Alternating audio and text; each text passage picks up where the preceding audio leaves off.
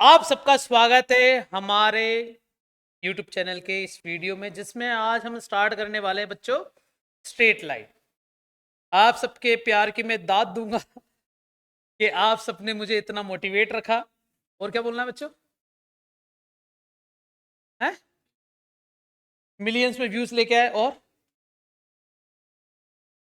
आप सबका प्यार। पूरा बोलो, मैं बोला नहीं जा रहा। फिर मैं पढ़ाना स्टार्ट करूँ।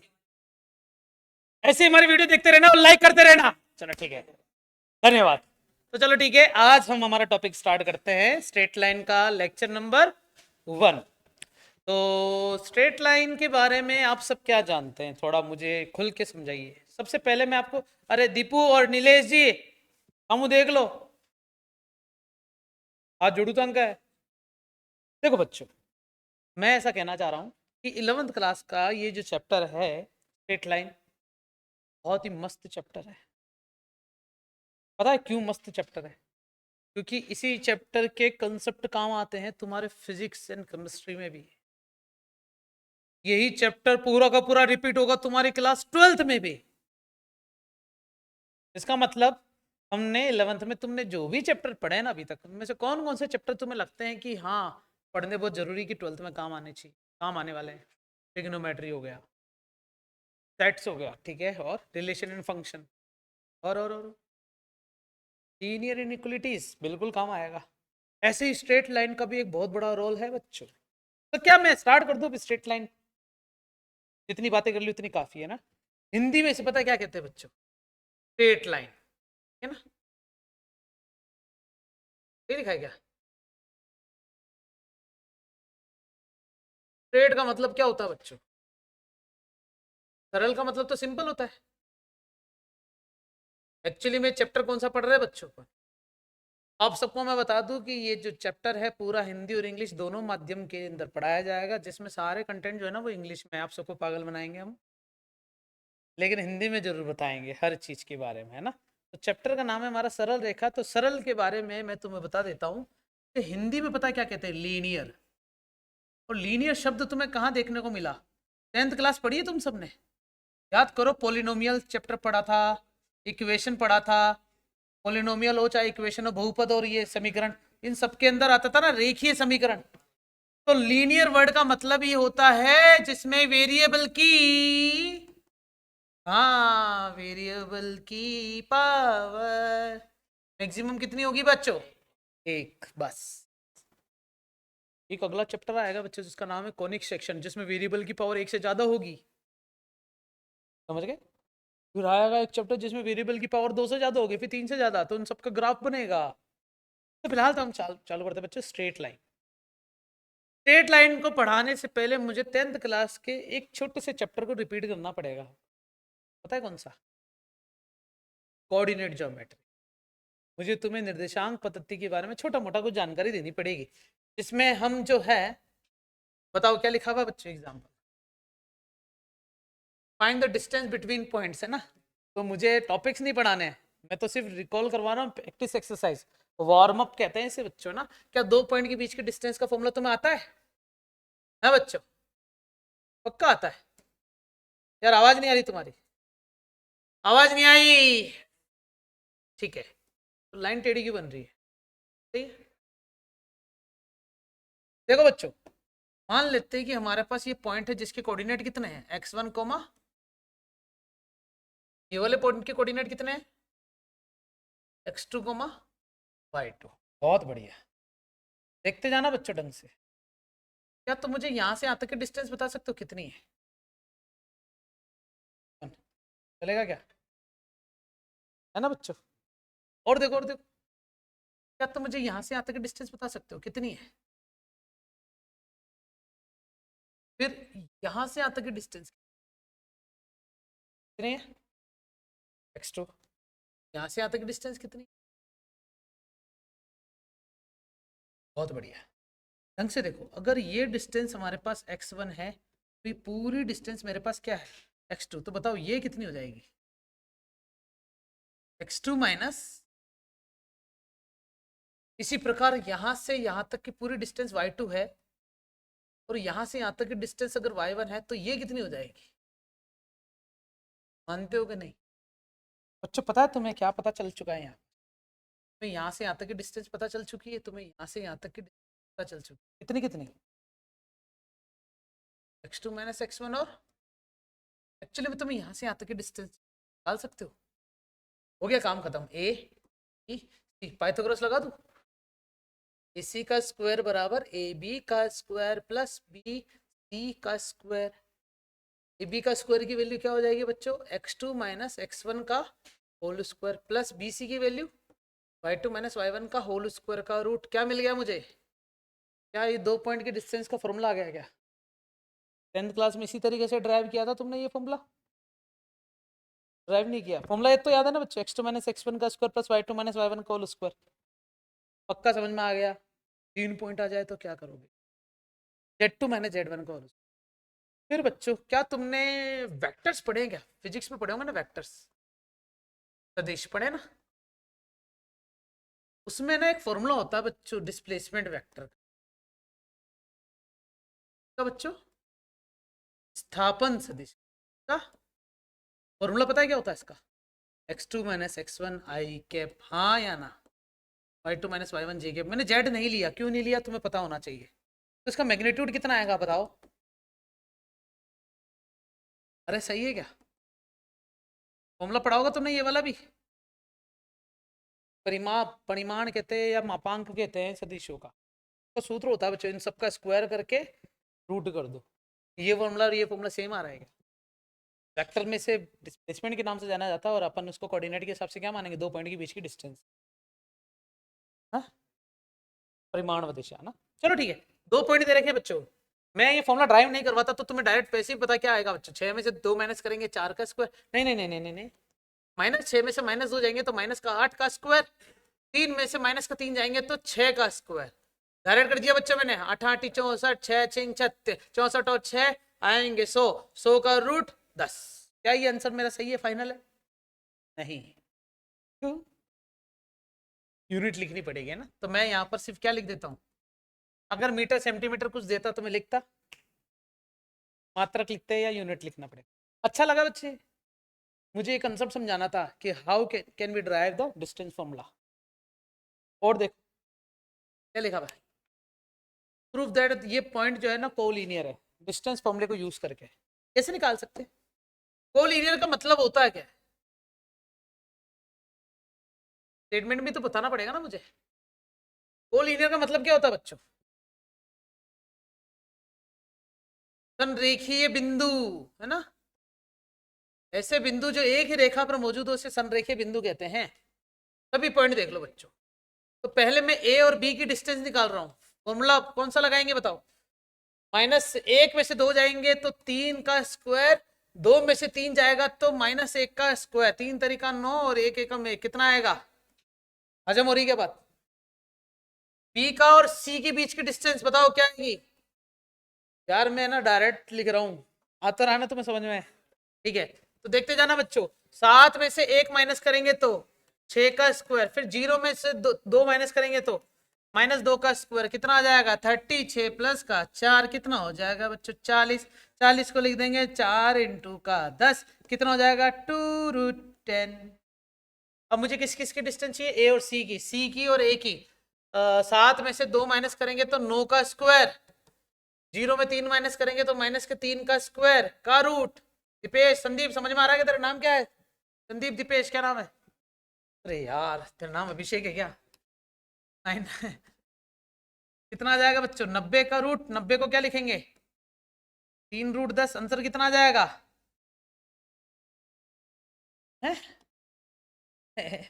सॉरी सॉरी, अरे यार, अरे वो थोड़ा भावनाओं में बह गया था। भावना यही क्या आज? अपनी क्लास में भावना है ही नहीं। कृष्णा, तेरा नाम आज से भावना। देखो भैया, क्या किसी दो साइड का सम तीसरे के बराबर आ रहा है क्या? तो देख लो बच्चों, ए और बी की डिस्टेंस कितनी है? √10। बी और सी की डिस्टेंस कितनी है? 2√10। तो ए और सी के बीच की डिस्टेंस कितनी आई? अतः दिए गए बिंदु संरेखीय हैं। The given points are collinear using the distance formula. Should we go ahead? Hindi में बोलू, आगे चला, ठीक है। एग्जाम्पल नंबर पे, oh my god, there is no example. Some important results, तो रिजल्ट्स के आगे ना कुछ क्वेश्चंस आएंगे, तो उसके लिए तुम्हें इन सब के बारे में पता होना चाहिए ना, क्या क्या है ये सब देखना बच्चों। पहला क्या लिखा हुआ है, रेक्टेंगल। रेक्टेंगल के बारे में क्या जानते हो तुम बताओ। एक आयत होता है, पता है रेक्टेंगल, हाँ, जिसके चार कोने होते हैं, पता है बच्चों। ओहो, हर कोने का एंगल 90 डिग्री होता है, पता है बच्चों। और इन सबकी विकर्ण भी समान होते हैं, पता है बच्चों। विकर्ण मतलब डायगोनल भी इक्वल होती है। तो लाइन लिखी होगी बच्चों, देखो, ऑपोजिट साइड्स आर इक्वल, आमने सामने की भुजाएं क्या होती है बच्चों, समान होती है। सॉरी, और डायगोनल्स भी क्या होती है। ये तो बात हुई किसकी बच्चों, आयत की, रेक्टेंगल। फिर बात करते हैं किसकी बच्चों, स्क्वायर की सारी साइड इक्वल होती है और डायगोनल्स भी इक्वल होती है, विकर्ण समान होते हैं। पैरेललोग्राम कैसे होता है, ऐसा, ऑपोजिट साइड इक्वल तो होती है ना बच्चों, लेकिन ऑपोजिट एंगल्स भी इक्वल होते हैं, सिर्फ ये वाला इसके इक्वल होगा और ये वाला, लेकिन इनके डायगोनल्स इक्वल, एक मोटी और एक छोटी। बोलो समझ में आया। A parallelogram but not a rectangular if it's opposite sides are equal but diagonals are not equal. हजम होगी बात। अब आता है लास्ट में रोम्बस। क्या लिखा है बच्चों, रोम्बस। नाम सुना है कभी रोम्बस का, है? नहीं सुना, सुनाऊं। ये होता है रोम्बस। क्या कहते हैं इसे बताओ।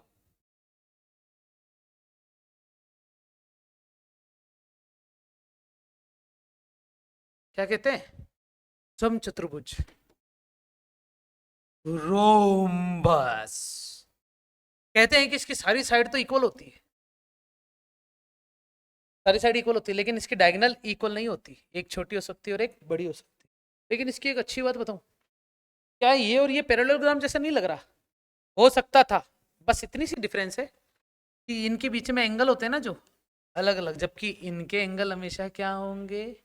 लाइन पढ़ो, rhombus but not a square, square नहीं है लेकिन इसकी सारी साइड क्या होती है, इक्वल, और डायगोनल्स आर क्या होती है, not equal, but diagonals are perpendicular bisect. इसे कहते हैं परपेंडिकुलर बाइसेक्ट। तुम सबको इनके बारे में पहले से जानकारी रही होगी। परपेंडिकुलर बाइसेक्ट का हिंदी में क्या होता बच्चों, लंब सम समद्विभाजक। हिंदी में बोलने का मजा ही कुछ हो रहा है ना, समद्विभाजक, द्वंद्व योग विधि। ऐसा लग रहा है किसी को धमकी दे रहे हैं। प्रतिघात, बाहुबली में बोलता ना वो, प्रतिघात, बिंदु बिंदुम बहिमुखम, रानी को सिखाता तीन तीन तीर चलाना। तूने बाहुबली मूवी देखी बेटा, तो तू मेरे को क्यों देख रहा है, किसी उम्मीद भरी निगाहों से देख रहा है। नहीं देखी तो बस मेरे को मत देख, तू बाहुबली देख पहले, तभी तो तेरे डायलॉग समझ में आएंगे। किस किसने देखी बाहुबली। अब ये क्वेश्चन देखो बच्चों, क्या लिखा हुआ है, prove that the points are vertices of the rhombus. अगर ये रोम्बस के वर्टेस है तो पता कैसे चलेगा, कैसे प्रूव करोगे। तो रोम्बस के बारे में मतलब सम चतुर्भुज के बारे में क्या क्या पता होना चाहिए। सबसे पहली चीज, ऑल साइड्स आर क्या होती है। दूसरा बताओ, दूसरा बताओ, दूसरा बताओ।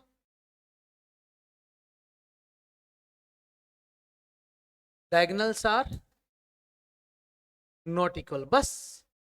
तो तुम चाहते हो कि मैं प्रूफ करूं या समझ में आ जाएगा, तुम कर सकते हो ट्राई घर पे। करूं, कर लोगे, तुम सब कर लोगे ना। तो मैं इसको एज ए होमवर्क रख लूं। तो तुम्हें बस ये करना पड़ेगा, एक को ए मानोगे, बी मानोगे, सी मानोगे, डी मानोगे, सारी साइड निकाल देना, A B, B C, C D और डी ए। और लास्ट में ए का डायगोनल आएगी सी के साथ और डी की डायगोनल आएगी ए के साथ। नहीं नहीं नहीं नहीं, ए की सी के साथ, बी की डी के साथ, सही है। तो बच्चों पता है फिर फॉर्मूला भी कौन सा लगा देना, जैसे -2 में 0 माइनस करेंगे ऐसा, फिर -2 में 5 माइनस करेंगे, माइनस के साथ का स्क्वायर, दो दो नहीं 4, 7 7 गुण 50, गुण 50 का रूट कर देंगे, 53 का रूट आ जाएगा, बहुत बढ़िया। फिर बी और सी करेंगे तो 5 में से 2 जाएगा तो 7 का स्क्वायर, 0 में 2 जाएगा तो 2 का स्क्वायर का रूट इधर भी कितना आ जाएगा, रूट 53। फिर 7 में से 5 माइनस करेंगे तो 2 का स्क्वायर, 7 में 0 को माइनस करेंगे 7 का स्क्वायर, तो भी कितना आ जाएगा बच्चों, 53। लास्ट वाला वर्टेक्स क्या है, ये वाला 5 और है ना, तब भी आंसर 53 आएगा बच्चों। तुम तो कह रहे थे हम घर पे करेंगे, सारा करवा दिया मुझसे तुमने। अब तुमने नहीं कराया, मैंने करा, ठीक है। तो डायगोनल तो तुम खुद कर सकते हो ना, पता है कैसे करोगे, ए का सी के साथ कर देना, 5 में से 5 माइनस कर देना बच्चों, और 0 में से 5 माइनस कर देना, कितना आ जाएगा, 25 25 50, बोलो हाँ। इसी प्रकार 7 में से 2 माइनस कर देना तो कितना हो जाएगा, 7 और 7, फिर लफड़ा हो जाए, हाँ 7 तो 7 और 2 9 हो गए, और ये भी कितना हो जाएगा, 9 का स्क्वायर, 9 में 9 कितना हो जाएगा, 81 और 81, 81 को लिख देंगे 162, तो इसको 81 इंटू 2 लिख देना, आंसर आ जाएगा 9√2, बोलो हो। तो इस टाइप से तुम सॉल्व कर सकते हो डिस्टेंस फॉर्मूला यूज करके, है ना। आज सिर्फ अपन वार्म अप कर रहे हैं, पुराने पाप धो रहे हैं हमारे। पढ़ो बच्चे, ये वाला क्वेश्चन क्या है। अच्छा, ये रोम्बस से पता चल गया ना, सारी साइड्स तो इक्वल है लेकिन डायगोनल्स इक्वल नहीं है। इसके बारे में बताओ क्या लिखा हुआ है, find the area of the triangle उस वर्टिस, तुम्हें हाँ याद आ रहा है एरिया ऑफ ट्राइंगल का फॉर्मूला, बताओ, हाफ इंटू, बोलो बोलो बोलो, x y minus y plus x y minus y plus x y minus y, याद आ रहा है ये फॉर्मूला। देखो 1 2 3 2 3 1 और 3 1 2 आ गया,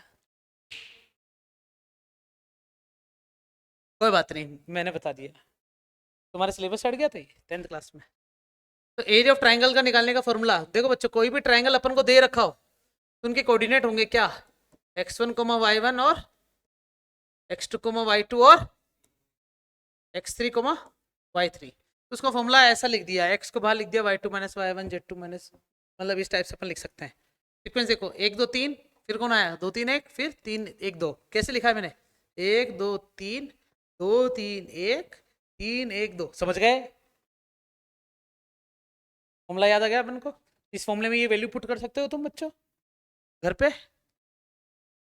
तुम्हारा घर ये थोड़ी है, घर है ना, या मैं सोल्व करूँ उसको, ठीक है। एग्जाम्पल नंबर 5 बच्चों, डेली है ना 5, अगला आएगा ना, डेली जो भी अब मैं क्वेश्चन दूंगा ना वो यहीं से दूंगा, तुम यहीं से ट्राई करोगे ना, रोज पीडीएफ से रोज क्वेश्चन करके लाओगे ना, डाउट हैंड टू हैंड पूछ लेना, क्योंकि अपन गैप छोड़ रहे हैं ना, तो मैं चाहूंगा तो तुम्हें जब क्लास स्टार्ट हो तो स्टार्टिंग में तुम मेरे से डाउट पूछ लेना, जो अपन इसको होमवर्क दे रहे हैं ना तो उसको ट्राई करके हैंड टू हैंड दूसरे दिन ही पहले आके पूछना, तो शुरू के 10-15 मिनट अपन डाउट कर लेंगे और आगे अपन अपना टॉपिक पढ़ लेंगे। कैसा लगा मेरा मजाक, अरे मतलब सॉरी क्या बोल दिया मैंने, फ्लो फ्लो में निकल जाता है।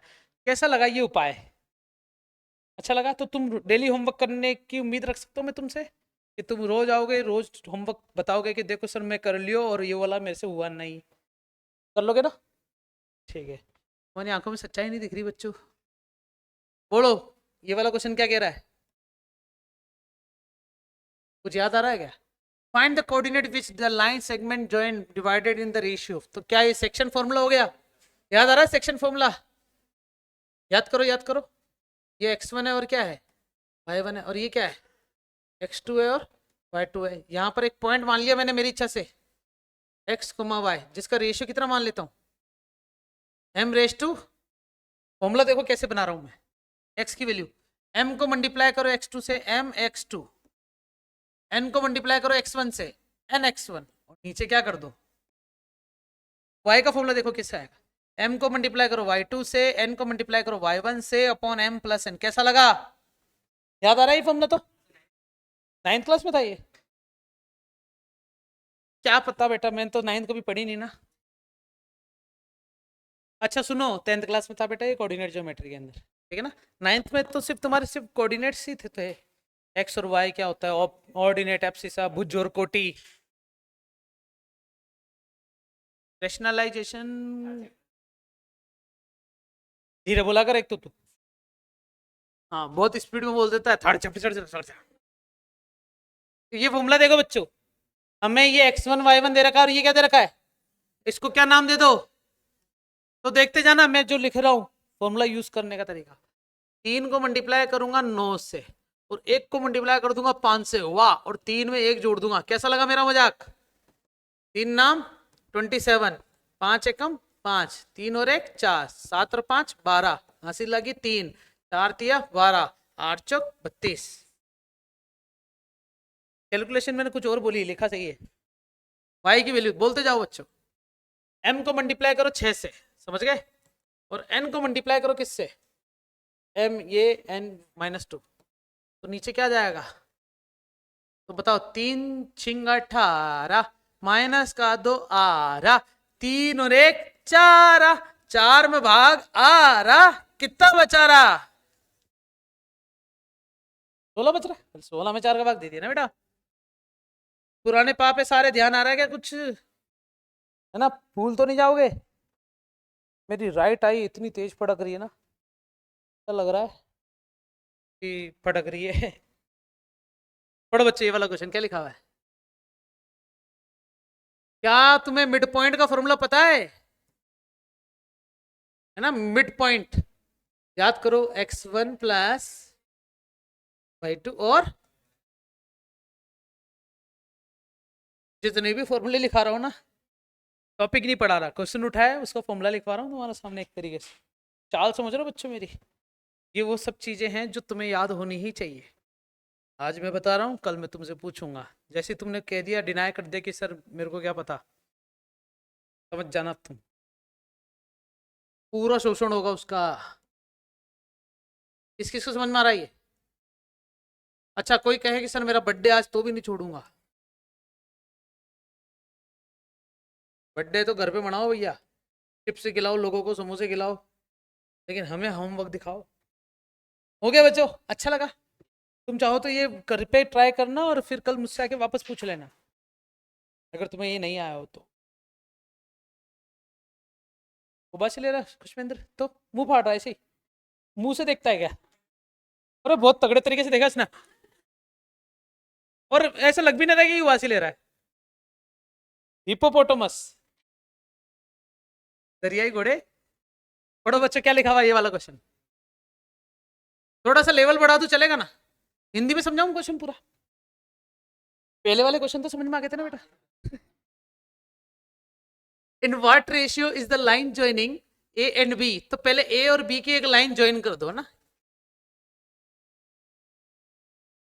मैंने लाइन ज्वाइन करा और कोई एक तीजा बंदा आया, काट दिया, और ये लाइन क्या है बच्चों? x plus y is equal to four. हमें बोला गया कि किस अनुपात में काटेगा, तो अनुपात कैसे नापते पता है बच्चों? k/1, हमेशा रेशियो तो अपन k/1 लेते हैं। फॉर्मूला तुम्हें पता है बच्चों? x की वैल्यू निकालने का फॉर्मूला k/1, 1 - -1 अपॉन में k+1, मना कर दो, नहीं आया। ये कैसे निकाला मैंने? m×x2 n×x1। सही है कि नहीं है? सही है कि नहीं है ना? ठीक है। बेटा ये फोन भरत सर को दिया ना एक बार जाके, और उनको कहना कि इनसे बात कर लो, वो सर मुझे बता देंगे।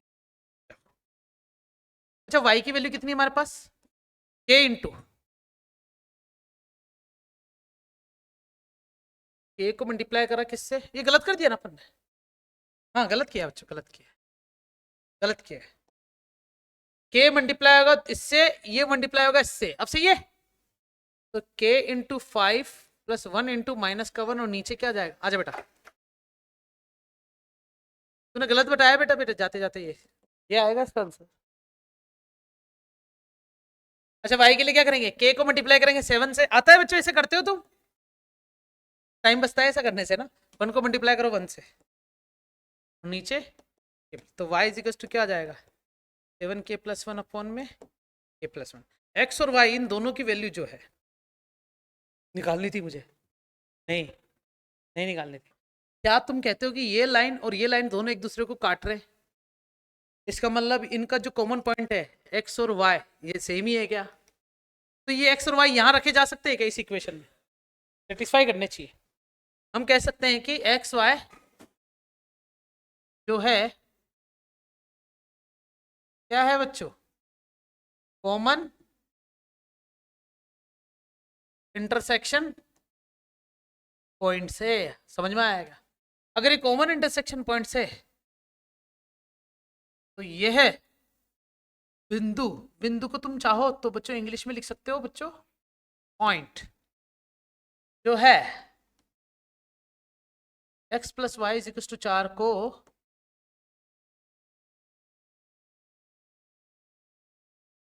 संतुष्ट करेंगे। वाह क्या लाइन लिखी। निश्चिता समझ में आया बेटा या हिंदी में बताऊं? हिंदी में ही बताया बेटा। संतुष्ट का मतलब होता है क्या, वेरीफाई करेंगे। देखते हैं x की वैल्यू क्या आई हमारे पास, 5k माइनस का 1 अपॉन में k प्लस 1। y की वैल्यू कितनी है ये 7k माइनस 1 अपॉन में k प्लस 1 बराबर 4। तैयार हो बच्चे? पता है क्या करने वाला हूं मैं, होशियारी। रेडी? यहाँ पर लिख दूंगा 5k माइनस का 1 प्लस 7k माइनस का 1, क्योंकि k प्लस 1 एलसीएम आके कहाँ चला जाएगा 4k प्लस का 4, 1 1 से कटेगा नहीं, माइनस को 2 आ जाएगा, वहां जाके प्लस का 2 हो जाएगा, कितना हो जाएगा 6, 5 और 7 12, 12 में 4 का भाग जा रहा, क्या बचा रहा बच्चों 8 बचा रहा। k की वैल्यू 6/8, 2 तिया 6 2 चौक 8। आंसर कितना आ गया बच्चों? तो बोलो, मुझे लग रहा है आंसर गलत है, तो तुम चाहो तो कहीं करेक्शन देख सकते हो, मतलब गलती ढूंढो। तुम्हें पता है बच्चों इंसान को सब दिख जाता है, अपनी गलती कभी नहीं दिखती। तो मैं जब ऐसे क्वेश्चन सोल्व करता हूँ ना, मुझे डाउट होता है ना, तो मुझे मेरी गलती मिलती नहीं है। तो मेरे को लगता है तुम भी इंसान हो, तो तुम एक इंसान दूसरे इंसान के काम आ सकता है, गलती ढूंढो। और अगर तुम मेरी गलती ढूंढने में असमर्थ हुए तो you are not human any more, जिनावर हो जाओगे फिर तुम। बताओ कोई गलती करी है तो मैंने?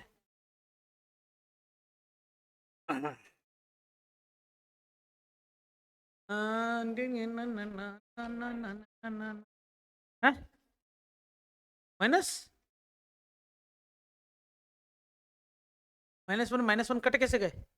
काटा नहीं मैंने। माइनस वन को जोड़ दिया, माइनस का 2 हो गया, वहां जाके प्लस का 2 हो जाएगा, 4 और 2 6 लिखा है ना। तो बातों बातों में बोल दिया था मैंने, दिख रहा है क्या? माइनस वन माइनस का 2 वहां जाके प्लस का हो जाएगा, तो 6 हो गया। अरे सही है आंसर, क्या ढूंढ रहे हो मेरे में गलती? इतने बड़े हो गए क्या तुम? सही है ना? वो आया नहीं लोकेश आज बेटा? जैसे पूछा ही नहीं मैंने कुछ ऐसा। हाँ बच्चों ये क्या है बताओ?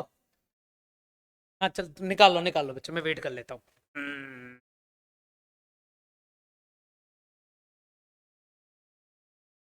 सर्दी आ गई बच्चों धीरे धीरे। अच्छा एसी चल रहा है क्या? बंद करो रे, तुम सर्दी आने ही नहीं दोगे एसी चला के ऐसे तो। सर्दी का माहौल तो बनने दो यार, और दिवाली आ रही है अभी तो, पता ही नहीं चल रहा, आ ही जा रही है पास में। चॉकलेट लाया बेटा, तेरा बर्थडे है ना आज, ऐसे उठ के आ गया? ना ना क्या है ना, चॉकलेट लाया। हैप्पी बर्थडे बेटा, तेरे लिए गाना सुनाऊं एक? 25 रुपए। बार बार दिन ये आए। हैं? 8, 7 और 5 12, 12 में 4 गायब हो रहा, 8 क्या? सही है, चले बच्चे चले। अरे सही है यार, तुम विश्वास रखो मेरा। तुम चाहो तो आंसर गलत निकाल के मेरे को गलत साबित कर सकते हो, तो तुम गलत निकाल लो। जैसे मेरा तो ये आ रहा है, अड़ जाओ मेरे से ना, कल पेरेंट्स को बुला के ले आना। नहीं सर हमारा तो ये आया, भले गलती से आया, आया तो हमारा आपसे अलग है। आवाज में दम होना चाहिए बच्चों, ठीक है?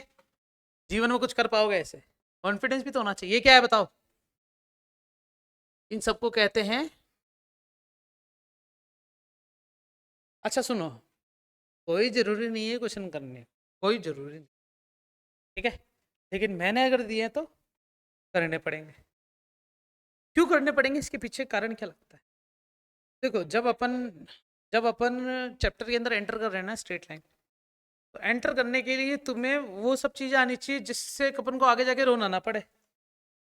ये तुम्हारी पूरी प्रैक्टिस करवा देंगे उन फॉर्मूला पर, distance formula, mid point formula, दो रेशियो में काटने वाला फॉर्मूला, और ट्राइंगल का एरिया है कि नहीं? तो तुम्हें ऐसा लगता है ना कि देखने से कि सर मेरे से ये वाला क्वेश्चन तो हो जाएगा, मत करना अटेम्प्ट। और जो जो तुम्हें देखने से ही लगता है कि एक बार अटेम्प्ट तो करना चाहिए, आंसर तो निकालना चाहिए, तो आंसर निकाल के लाना। कल मैच करेंगे अपन पूरी क्लास में ना, कि आंसर मैच हो रहा है ना, जिसका तो उसको विश्वास हो जाएगा खुद पे कि हाँ मैंने खुद से किया, मेरा आंसर ये आया और मेरा आंसर बाकी से भी मैच हो रहा है। पता है क्यों? क्योंकि मैंने पीछे क्या लिख रखा है इनके आंसर की भी है। टोटल 23 क्वेश्चन है। मैं तुम्हें फिर कह रहा हूँ सारे क्वेश्चन नहीं करने हैं, लेकिन जो क्वेश्चन तुम्हें लगता है कि एक बार अटेम्प्ट करने में क्या जा रहा है, हाँ रफी करोगे ना। होमवर्क थोड़ी है कि मैं तुम्हारे सील ठप्पे ठोकूंगा। क्या ये वार्म अप तुम्हारे लिए ही है क्या? इसमें मेरा कोई फायदा? हाँ है ना बच्चों, चैप्टर जल्दी खत्म होगा। अगर मेरा फायदा नहीं होता तो मैं ये टॉपिक पढ़ाता ही क्यों? वो 10th क्लास वापस क्यों रिपीट कराऊंगा? देखो कोऑर्डिनेट ज्योमेट्री खत्म करवा दी मैंने बच्चों 1 शॉट के अंदर। पूरी कोऑर्डिनेट ज्योमेट्री 10th क्लास की आ गई इसके अंदर। डिस्टेंस फॉर्मूला भी आ गया, 2 रेशियो वाले फॉर्मूले भी आ गए, ट्राइंगल का एरिया जो टॉपिक हट गया तुम्हारा, और एक मिड पॉइंट वाला फॉर्मूला। 10th में जितने भी क्वेश्चन तुमने करे थे ना, वो सारे क्वेश्चन के लेवल वाले क्वेश्चन अभी अभी अपने ट्राई किए। ठीक है, so try it by yourself. Answer निकालना जो तुम्हें अच्छा लगे, किसी भी टाइप की क्वेश्चन हो, और स्पीड में कर लेना, आंसर मैच कर लेना पीछे, तुम्हें विश्वास हो जाएगा कि यस मुझसे हो सकता है। ठीक है नीलेश, चले आगे। ओके, नीलेश मना कर देता तो मैं चल ही नहीं पाता आगे। क्या लिखा है बच्चों? मोस्ट इंपॉर्टेंट टॉपिक डाल लो ये। अब से मैं तुम्हें ना क्लास में कॉपी करने के लिए भी दूंगा शॉर्ट में। पता है क्यों? इसके पीछे का कारण क्या है? सिर्फ मैं पढ़ा के अगर चला जाऊं और तुम बोलो घर जाके लिख लेना, तो यस बेटा यस थैंक यू, कल से तुम्हारा टाइम चेंज हो रहा है, ठीक है ना? मैंने कर दिया टाइम टेबल सेट, छतरी बचा के। सुनो बच्चों, एक्चुअली में अपन जो पढ़ते हैं, तो मैं तो पढ़ाए जा रहा हूँ और तुम पढ़ते जा रहे हो, मैं पढ़ाया जा रहा हूँ तुम पढ़ते जा रहे हो, फिर घर जाके तुम उसको जब उतारते हो वो इंटेंसिटी नहीं रह पाती, वो क्वालिटी नहीं रह पाती। क्वेश्चन तो हो जाते हैं, तुम वीडियो देख के वापस कर भी लोगे मान लिया, वीडियो से उतार लोगे मान लिया, लेकिन फिर वो क्या है ना, मामला सेट नहीं होगा। मुझे ऐसा लगता है कि क्लास में ना छोटी छोटी चीजें तुम शॉर्ट में उतार सकते हो। शॉर्ट में मतलब अपने लैंग्वेज में, जो मुझे भी समझ में ना आए ऐसे। समझ रहे हो कैसी लैंग्वेज की बात कर रहा हूँ? सबकी अपनी अपनी एक लैंग्वेज होती है शॉर्ट में नोट्स उतारने की, ताकि वो तुम्हारे क्वेश्चन करने में कारगर साबित हो। चले अपना आगे। तो आज की अपनी हेडिंग क्या है बच्चों? Slope of line, most important topic. तुम भी आज चैप्टर ढालो नया, और उस चैप्टर में हेडिंग लिखेंगे स्लोप ऑफ लाइन, और इसे हिंदी में कहते हैं बच्चों रेखा की ढाल।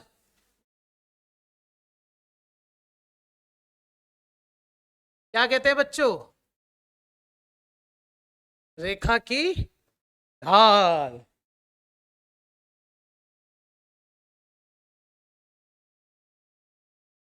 रेडी सबके सब? ये देखिए जरा, कहते हैं कि कोई भी लाइन अगर मैंने ड्रॉ करी ऐसे, दिख रहा है क्या? तो ये लाइन एक्स एक्सिस के साथ जो एंगल बनाती है ना, उसी वजह से तो इसके अंदर क्या आई बच्चों? ढाल आई। ढाल को क्या बोला जाता है? स्लोप को ही क्या बोलते हैं? प्रवणता को ही हिंदी में क्या कहते हैं? ग्रेडियंट। ग्रेडियंट प्रवणता। यूनिटेड डायमेंशन चैप्टर के अंदर अपन ने ग्रेडियंट वर्ड सुना था बच्चों, याद करो। दूरी प्रवणता, हाँ प्रवणता तो सुना था अपन ने ना। प्रवणता का वास्तविक अर्थ होता है दूरी के साथ परिवर्तन होना, ग्रेडियंट का मतलब होता है डिस्टेंस के साथ बदलना। तो यहां पर तो अपन बात करते हैं कि ये पॉइंट देखो बच्चों, क्या तुम इसको 1 और इसको 1 मानो तो ये पॉइंट 1 1 हो गया क्या? इसको क्या बोलोगे? 2 और 2? क्या तुम ऐसे कह सकते हो कि जैसे जैसे एक्स में बदलाव हो रहा है वैसे वैसे किस में बदलाव हो रहा है? कभी ऐसा हुआ है कि एक्स बदलता जा रहा है लेकिन वाई अभी भी क्या हो? 0। जैसे ये 1,0, 2,0, 3,0, 4,0, बोलो हो। समझ गए क्या? ये वो रेखा होती है जहां पर y की वैल्यू हमेशा 0 हो रही है, जबकि x बदलता हुआ जा रहा है, x बढ़ रहा है, लेकिन y अभी भी क्या है बच्चों? 0। 0 मतलब नियत, नियत मतलब कांस्टेंट। अच्छा, नियत का मतलब होता है वह वस्तु जिसकी नियत कभी खराब ना हो। y बराबर नियत का मतलब ये है कि इसकी नियत कभी खराब नहीं होगी। x बदल रहा है, x वैल्यू 0 1 2 3 4 5 बहुत सारी हो रही है, लेकिन y अभी भी क्या कांस्टेंट है, नियत है। इसी कंडीशन को बोला जाता है कि ये क्या है बच्चों? रोड सीधी है। बोलो समझ में आया? रोड सीधी है इसका मतलब होता है नो ढलान। हिंदी में से कहते हैं नो स्लोप, नो ढाल, नो ग्रेडियंट और नो प्रवणता, इसे बुरा ना लगे इसलिए नो हिंदी में लिख दिया। इसका मतलब ढाल प्रवणता आने के लिए एक्स अक्ष मतलब एक्सिस के साथ क्या बना होना चाहिए बच्चों? कोण बना होना चाहिए, एंगल बना होना चाहिए। ठीक है। अच्छा, बदलाव किस किस में हो रहा है? एक तो वाई में बदलाव हो रहा है और किस में बदलाव हो रहा है? तो मैंने एक छोटा सा पोर्शन ले लिया, इतना सा, ठीक है, जिसमें इस पॉइंट के कोऑर्डिनेट क्या मान लेता हूँ, x2 y2, और इस पॉइंट के कोऑर्डिनेट x1 y1। चलेगा क्या? अब इस ट्राइंगल को ढंग से देखो तुम, दिख रहा है क्या? इसको यहाँ साइड में लेके आ जाओ, जिसमें से इसे अपन क्या बोलेंगे? क्या बोल दिया? और इसे क्या बोलेंगे? जब भी चेंज की बातें हो ना फिजिक्स में, तुमने सीखा होगा, इसे डेल्टा वाई बोलते हैं और इसे डेल्टा एक्स बोलते हैं, सुना है क्या कभी? और डेल्टा वाई का मतलब होता है वाई में परिवर्तन, y2 माइनस y1। और तो मेरे कहने का मतलब होता है कि ये जो एंगल थीटा है ना, मुझे एक्चुअली में क्या चाहिए था, इस थीटा एंगल में एक तो y में परिवर्तन अपॉन x में परिवर्तन, y में चेंज अपॉन x में चेंज। क्या तुम इसे delta y upon delta x लिख सकते हो क्या? और तुम ढंग से देखो तो थीटा के सामने वाली साइड क्या होती है बच्चों? परपेंडिकुलर। और थीटा जहां से बनता है वो बेस, तो परपेंडिकुलर अपॉन बेस हमेशा किस में आता है? बात खत्म हो गई बच्चों, इतनी सारी कहानी बताई ना, मुझे सिर्फ इतना सा बोलना चाहिए था। टेन थीटा ही क्या है? स्लोप है बस। टेन थीटा ही क्या है बच्चों? स्लोप। Condition apply. स्लोप निकालने के बहुत से तरीके, निकालने के बहुत उपाय हैं।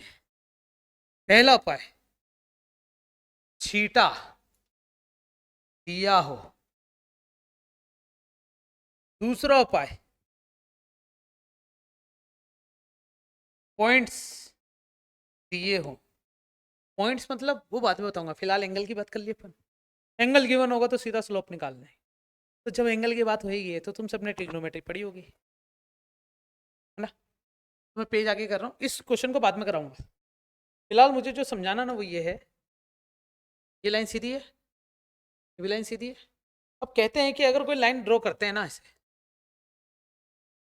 तुम देख रहे हो कि जो लाइन है ना, एक तो पहले क्वाड्रेंट में है और किस में है? जिसमें एंगल जो थीटा है ना वो 90 से क्या है बच्चों? कम है। तो कुछ समझे? एक लाइन यहां पर भी रखी। इस बार क्या करता हूं, इस सेकंड में है और किस में? और इस बार एंगल क्या है? 90 से ज्यादा। जो एंगल 90 से कम होता है इसे अपन बोलते हैं एक्यूट एंगल। हिंदी में क्या बोलते हैं बच्चों? न्यून कोण। और इससे अपन क्या कहते हैं बच्चों? ओप्ट्यूस एंगल। मतलब क्या होता है बच्चों? दिक कोण, है ना? मुझे ये बताओ बच्चों, तुम्हें ये याद है एसी की तेसी? तुम्हें ये पता चल गया कि फर्स्ट और थर्ड में टेन क्या होता है? हाँ या ना? और सेकंड में और फोर्थ में टेन क्या होता है? नेगेटिव होता है। कौन? तो बताओ, ये वाली जो लाइन है वो फर्स्ट में और थर्ड में है, तो इसका मतलब न्यून कोण के लिए जो स्लोप आएगी वो हमेशा क्या मिलेगी? जबकि ऑप्टिक्स के लिए जो स्लोप आएगी वो क्या मिलेगी हमेशा? मानते हो या नहीं? तो इन तीनों क्वेश्चन में बताओ किसकी स्लोप पॉजिटिव, किसकी नेगेटिव? तो बताओ, स्लोप एम निकालना है, स्लोप को रिप्रेजेंट करने का तरीका भी बता दो बच्चों। स्लोप को लिखा जाता है किससे? एम से। M means slope, M means slope. आओ इधर। तो टेन थीटा मतलब कितना आएगा? टेन 45, टेन 45 की वैल्यू एक, तो स्लोप कितनी आ गई है? एक। टेन 60 की वैल्यू कितना हो जाएगा? √3। और टेन 150, कुछ याद आ रहा है रमन टोटका? दिमाग में बनाओ रमन टोटका। 150 डिग्री कहाँ पर आ रहा है बच्चों? 150। 150 कौन से कलर पे? ग्रीन कलर पे, 50 पे, 30 पे। माइनस का 10 30, आंसर आएगा माइनस का 1/√3। अपने आप बन गया ना दिमाग में 10 थीटा का रमन टोटका। जिन्होंने रमन टोटका नहीं पढ़ा अभी जाओ हमारे चैनल पर सर्च करो रमन टोटका बजेगी सर, तुम्हें मिल जाएगा क्या हो रहा है इसके अंदर। Shortest way to find the value of any trigonometric ratio for the 360 degrees. वाह इतनी इंग्लिश आ गई मुझे। अच्छा लगा क्या बच्चों? ये फ्लो समझ में आया? एंगल से स्लोप निकालनी पड़े जब, क्या ये? What is the inclination of angle who slope is zero? Slope कब कब हो सकती है? जब थीटा का मान कितना हो, क्योंकि tan 0 पर स्लोप क्या होती है? जीरो। पॉजिटिव स्लोप कब होती है? जब थीटा की वैल्यू 90 से कम हो। नेगेटिव स्लोप कब होती है? जब थीटा की वैल्यू 90 से ज्यादा हो। और नॉट डिफाइन कब होती है? जब थीटा की वैल्यू 90 हो जाए, क्योंकि tan 90 की वैल्यू क्या होती है बच्चों? Not define. चलेगा क्या? छोटी सी झलक स्टार्ट की है मैंने स्लोप की, बस। क्या रही है? Slope of line passing through two given points. तो मैंने यहां पर तुम्हें बताया कि स्लोप एक तो एंगल से होता है और एक किससे होता है, तो उसकी चर्चा करेंगे अपन नेक्स्ट सेशन में। आज सिर्फ हमने ये देखा है कि कैसे हमें कोऑर्डिनेट्स के बारे में पता होना चाहिए। साथ में 10th क्लास का एक चैप्टर अपन ने घास काटते हुए खत्म किया है बच्चों। और स्लोप के बारे में हमने ये देखा है कि स्लोप जो होती है वो एंगल से निकाली जा सकती है। और एंगल के साथ अलावा हम कल जो डिस्कस करेंगे उसमें बस काफी आज के लिए।